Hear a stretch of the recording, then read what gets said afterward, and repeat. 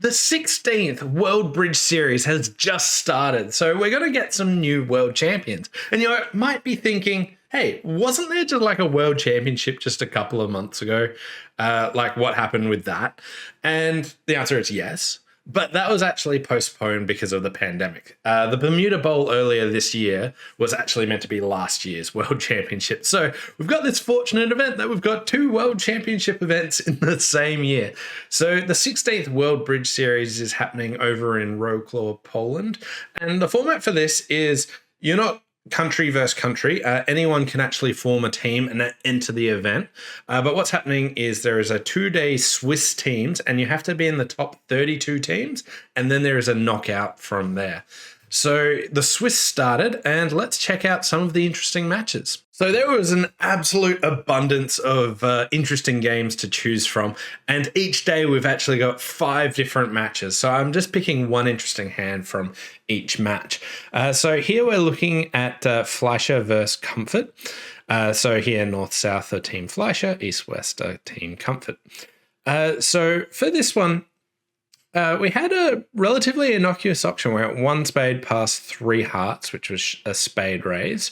And East has this pretty good hand. So they've got 18 points and they elect to double, which the first question you want to have in your partnership is when 3 hearts is artificial, is the double lead directing or are you playing it as takeout of hearts? And doesn't matter what sort of raise they're actually showing or not. Anyway, so there was the double, and here West elected to lead their heart, and the defense started with heart, heart, heart, and they got a ruff.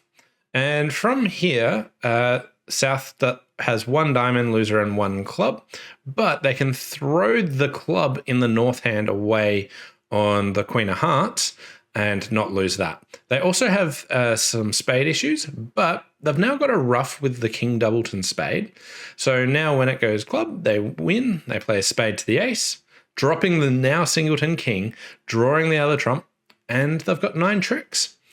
But at the other table, a slight change in system agreement. So here they had 3 diamonds be the raise of spades here, and East doubled. So West led a diamond, which makes it a lot easier for them to actually beat the contract. So here after the diamond lead, what happens is the hearts aren't set up to discard the club yet. So here when it went spade and a spade to the king, they continued a diamond, and now East has time to actually switch to the king of clubs. And they get their club, their diamond, their spade, and the 2 hearts. They didn't actually need that ruff. So here, the score for the match was Team Comfort won just narrowly by 3 imps. But I found that one interesting about how a little bit of variation in system affects the lead there. Moving on to round number 2. So here we're looking at a match between the Street team and the South Sweden team. And here East has this 9-point hand. I wanted to point this one out because a lot of people might look at this and think, oh, I should open a weak 2 on this hand. But East elected to open 1 spade rather than a weak 2. So at this vulnerability, this is probably too good for a weak 2 in spades. So they went for 1 spade and South did a Michael's bid. 4 spades. North's got great support for hearts and also knows they've got a secondary fit. They don't know if they're diamonds or if they're in clubs. But here they bid 5 hearts and East pushed on to 5 spades because no one really knows whose hand it actually is. And then this went pass, pass. And North thinking, wow, this is a big fit. They elected to bid onto 6 hearts. Now 6 hearts loses 1 club and 1 spade for down 1. But 5 spades would have only gone down 1 as well. And if you made it so that the diamonds weren't 2-2, they actually would be making 5 spades. So here, bidding on to 6 hearts, they turned plus 50 into minus 100. At the other table, though, they also opened 1 spade. Again, not opening 2 spades. And South didn't choose to bid a Michael's bid.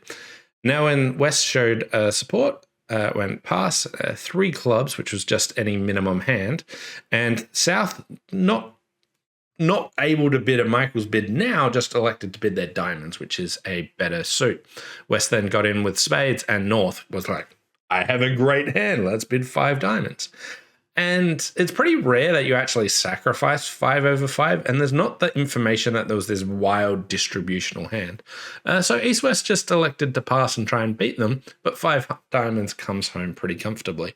So here, the main interesting thing I wanted to highlight here is the choice of opening bid here.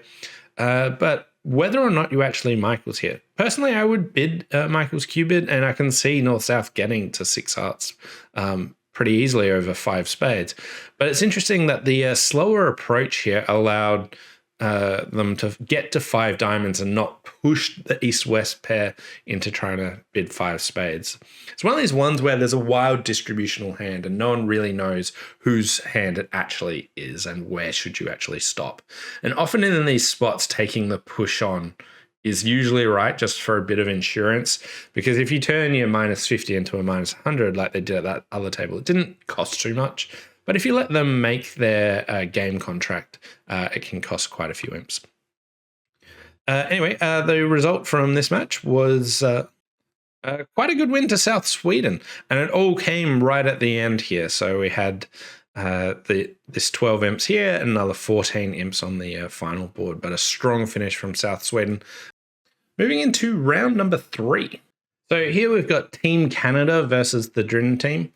And here we had a relatively normal auction of 1 no trump, 2 clubs, I don't have a 4-card major, and then 2 no trumps. Whereas at the other table, they elected just to open 1 no trump and pass. And this comes back to, should you actually be inviting with this 1 no trump hand? Now, it would depend on what exact point range people were playing their 1 no trump opening. And there might have been variation in this, but if you're playing 15 to 17, I tend to be a little bit cautious on inviting with like bad 8 counts. So if I really like my 8 count, I will invite and Stamen. And if I think it's a bit like not great, my honors aren't spread out, I've got honors in my shortage, I'm more likely to pass 1 no trump and just avoid trying to play in 2 no trump. I really dislike 2 no trump contract. Anyway, you can see that this variation happened here. So one table got to 2 no trump, the other didn't. And the table in 2 no trumps actually went down. So 2 no trumps here can be beaten.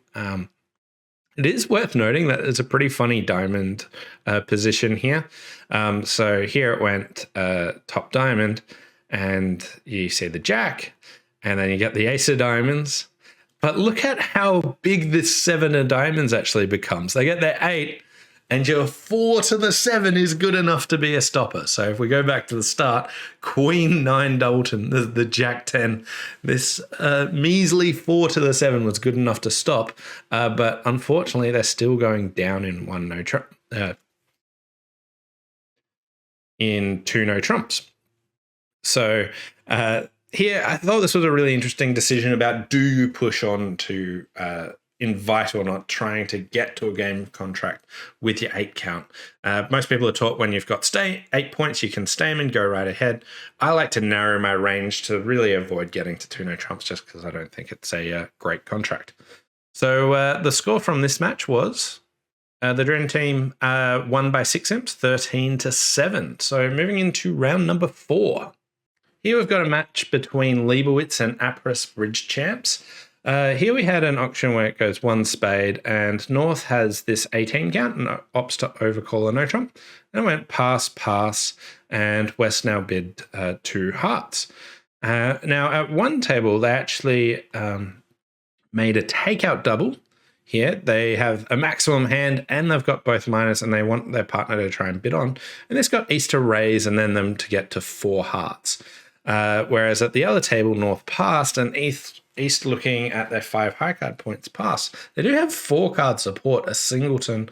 This is the type of hand where maybe you can actually make 4 hearts.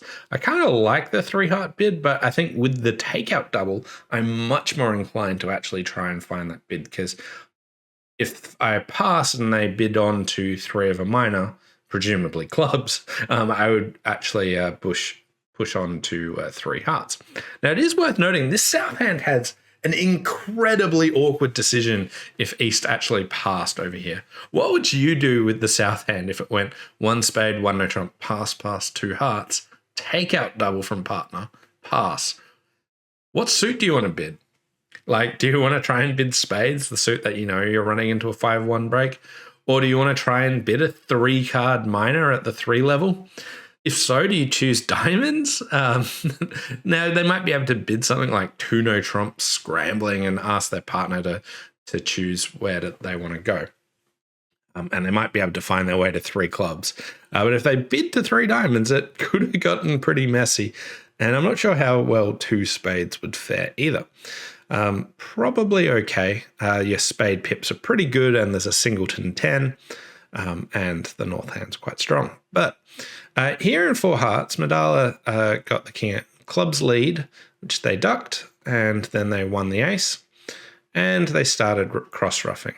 So they roughed in here, ace of spades, and they roughed again. And at this stage, they played a heart to the king, and I'm not sure why they didn't opt to continue cross-ruffing.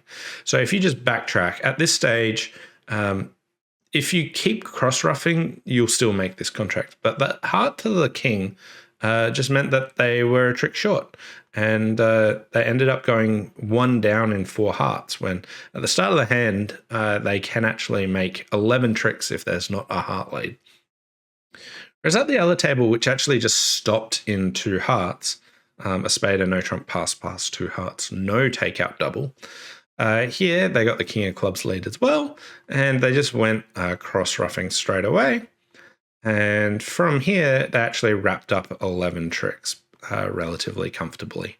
So they got to this point, and they stopped cross-ruffing. Here, they just exited a club. If they tried trumping a diamond, they would have actually got over-trumped.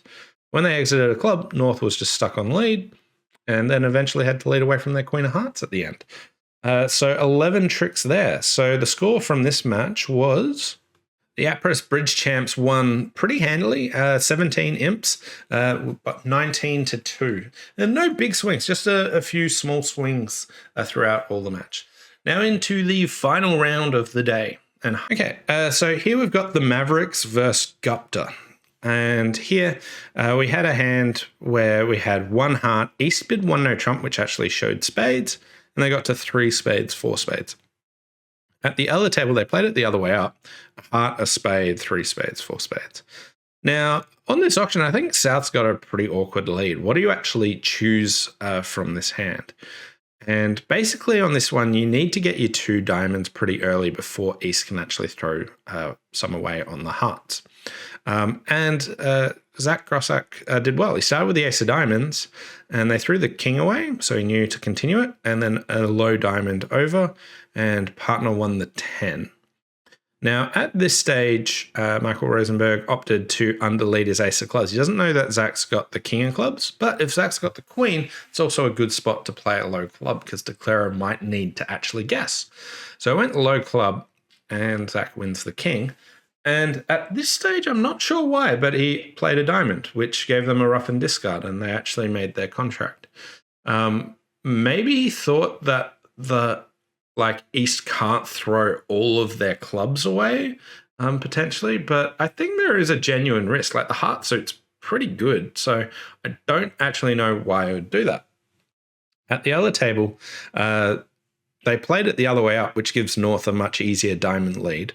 And they got the diamonds, and at this stage, they realized that they can see this East hand. They're like, well, we don't need to rush to get our clubs. And here, declarer sets up the hearts and draws trumps. But they throw some clubs away, but they can't actually get enough clubs away. They're hoping that someone has a singleton club honor.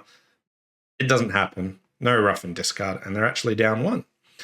So here, the Mavericks actually won this by 11 imps over Team Gupta. A few interesting boards in this. But the overall results, let's check out who's doing well at the end of day 1. So leading after day 1 are the Mavericks, which is a transnational team, including Ashley Bark, who is a Kiwi, a New Zealander, who's plays a lot in Australia as well. So in second place, we've got the Apris Bridge champs, and then the Drin team, and then Morimura, and then Moran, rounding out the top 5. So we're halfway through the Swiss. Again, you have to just be in the top 32. So this will be a really interesting spot come the end of tomorrow. But we'll keep a close eye on this. Worth noting here, Team Zimmerman, the World Championships from the Bermuda Bowl, currently in 51, so rough start to them. But there will be lots of good teams here. There's no easy draws, so I'll be curious to see who makes it. And then we'll be getting into the knockouts from there. Anyway, thanks all for watching, and we'll see you next time. Bye for now.